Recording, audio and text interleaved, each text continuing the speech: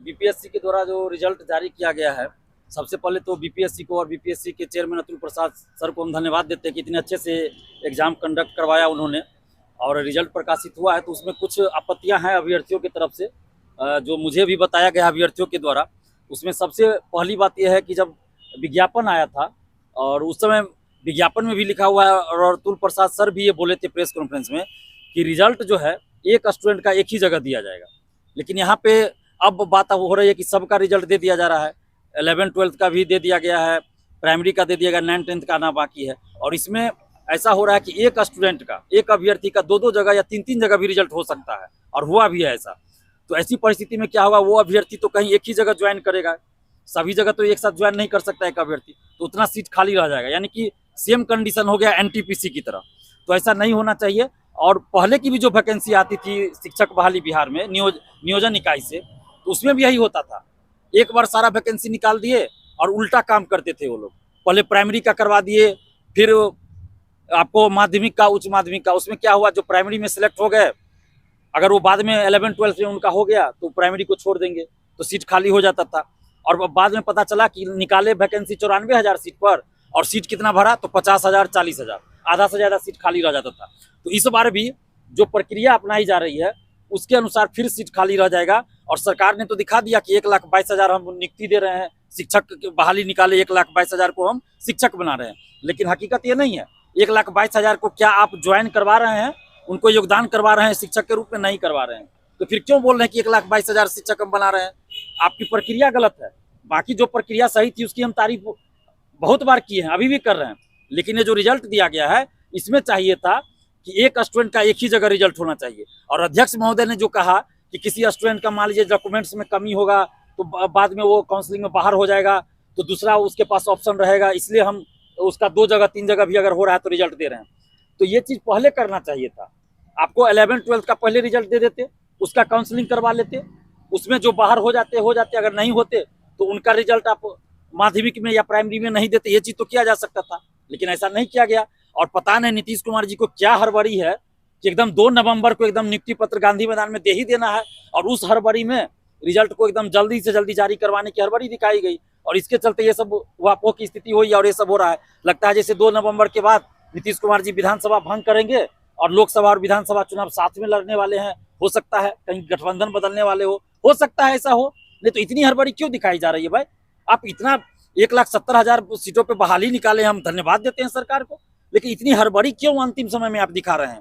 थोड़ा समय लेते, आराम से रिजल्ट निकालते, काउंसलिंग एक का करवा लेते, फिर दूसरे का निकालते रिजल्ट, फिर उसका काउंसलिंग करवाते, तो ऐसी परिस्थिति में क्या होता, सीट खाली नहीं रहता। और दूसरी बात कि इसमें जैसे अपियरिंग में फॉर्म भराया गया था, तो बहुत सारे अभ्यर्थी जैसे यहाँ पे बीएससी भी डीएलएड का रिजल्ट दे दिया, उसका मार्कशीट नहीं जारी हुआ है, शायद ऑनलाइन जारी हो गया, कॉलेज सब में नहीं आया है। तो उसके लिए आप क्या कीजिएगा? जो जिला शिक्षा पदाधिकारी है वो लोग बोल रहे हैं अपने अपने जिला में कि हम कुछ नहीं जानते हैं, आपके पास वाटर मार्क जो रहेगा डॉक्यूमेंट्स, वही डॉक्यूमेंट्स हम वैलिड करेंगे। तो वो तो अपलोड अभी हुआ नहीं है, तो कहाँ से आएगा वैसे डीएलएड वालों के लिए? और उसके बाद आपने रिजल्ट दे दिया, इसमें बहुत सारे अभ्यर्थी ऐसे हैं जो 1 नंबर 2 नंबर से सीटेट पास फेल कर गए हैं, 1-2 नंबर से सीटेट फेल कर गए हैं, यहाँ वो पास कर गए हैं। तो आपने जब अपियरिंग में फॉर्म भरने का मौका दिया था, तो इस शर्त पे दिया गया था अपियरिंग में फॉर्म भरने का मौका, और हम भी उसके गवाह हैं कि रिजल्ट आने से पहले, बीपीएससी टीआरई का रिजल्ट आने से पहले इसका रिजल्ट आ जाना चाहिए और वो डॉक्यूमेंट्स उस समय मांगा जाएगा, उसके बाद रिजल्ट आएगा। और इसी शर्त पे हम लोगों ने भी अपियरिंग में फॉर्म भरने की मांग किया था। लेकिन अभी आपने जो अपियरिंग में फॉर्म भरा उससे डॉक्यूमेंट्स मांगे नहीं और रिजल्ट दे दिए। अब जो स्टूडेंट सीटेड फेल है या बीएड अपियरिंग या डीएलएड अपियरिंग में भरा, जिसका रिजल्ट नहीं आया काउंसलिंग में, तो वो बाहर हो जाएगा, तो फिर उतना सीट तो खाली रह जाएगा। तो यहाँ पे सीटों को खाली रखने का एक साजिश चला है, सरकार के द्वारा चली गई है और बीपीएससी के कंधे पे बंदूक रख के चलाई गई है। तो हमारी ये सबसे पहली मांग ये है कि आप 1,70,000 पे वैकेंसी निकालें। ठीक है, ये पहले से पता था कि 1,70,000 नहीं भरेगा, क्योंकि बहुत सारे सब्जेक्ट्स में, खासकर 11th-12th में, चूंकि एसटीईटी हुआ नहीं था 2011 के बाद कुछ सब्जेक्ट्स का, तो उसके चलते जितनी वैकेंसी है उतना अभ्यर्थी ही नहीं थे। तो उसको अगर छोड़ दिया जाए तो 1,20,000 25,000 तो था ना कि आपका भरना है सीट।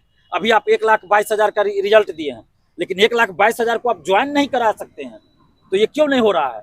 और एक और बात है कि +2 में ज्यादातर नियोजित शिक्षक ही ज्वाइन कर रहे हैं, तो क्या सरकार जो है वो नई बोतल पुरानी शराब यानी कि नौकरी वाले को नौकरी देकर नियुक्ति पत्र बांटना चाहती है? देखिए, जब नियमावली आया था और जब ये वैकेंसी आई थी, उस समय नियोजित शिक्षक के बारे में कोई फैसला नहीं लिया गया था। ये कहा गया था जो इससे पास करेंगे वो इस बहाली में शामिल होंगे और उनको सारी सुविधा मिलेगी इसके अनुसार।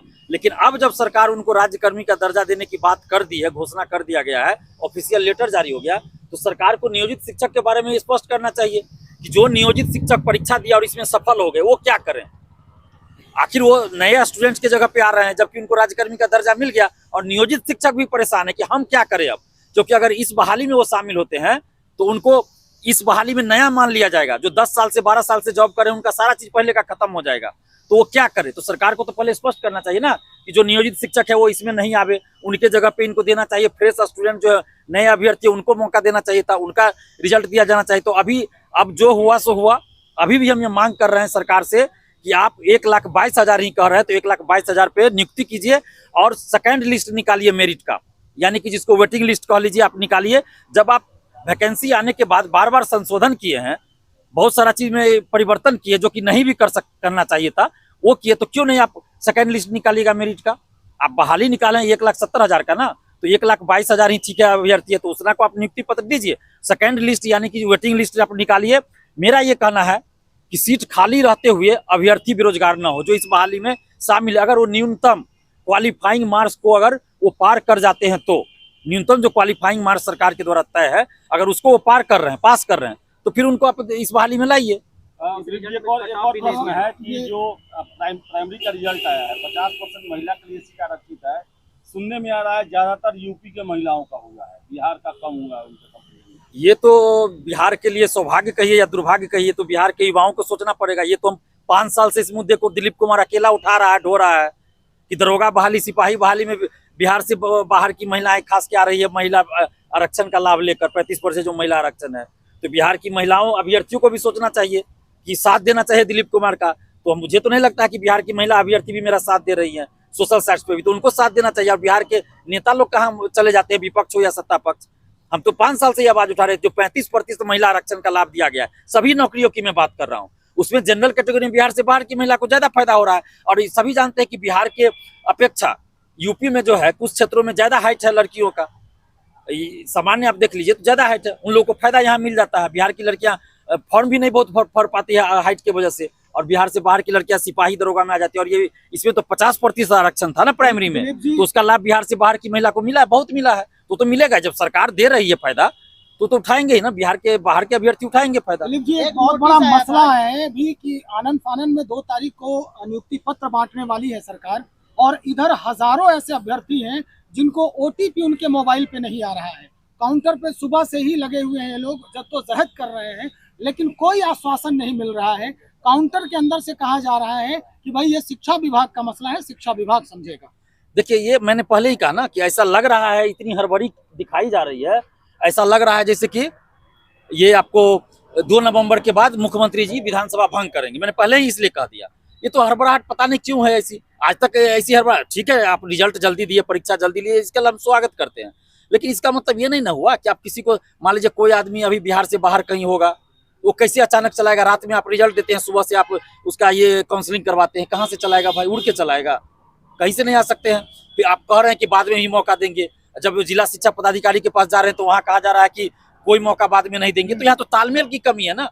बीपीएससी कुछ कह रही है, शिक्षा विभाग कुछ कह रहा है, जिला शिक्षा पदाधिकारी के ऑफिस में कुछ कहा जा रहा है, तो ये तो कुछ पता ही नहीं चल रहा कि हो क्या रहा है। इस तरह से बहाली होती है। प्रश्न आ रहा है कि डीएलएड वाले का और बीएड वाले का भी रिजल्ट दिया गया। बीएड अभ्यर्थी ये आरोप लगा रहे हैं कि हम लोग क्या करें, और मेरा रिजल्ट है लेकिन हम लोग को कोई सूचना नहीं मिला है, जबकि नोटिस में बोला गया है कि केवल डीएलएड दिया गया है। इसको लेकर क्या कहिए? देखिए, ये तो स्पष्ट रूप से कहा गया है ना कि बीएड वाले का रिजल्ट नहीं दिया गया, जबकि है। लेकिन मेरे पास भी फोन आया कि बहुत सारे बीएड वाले का भी रिजल्ट है, और कुछ बीएड वाले डर भी रहे हैं कि अगर हम काउंसलिंग में जाएंगे तो ऐसा ना कि हमको कह दे कि सेटिंग से आ गया है।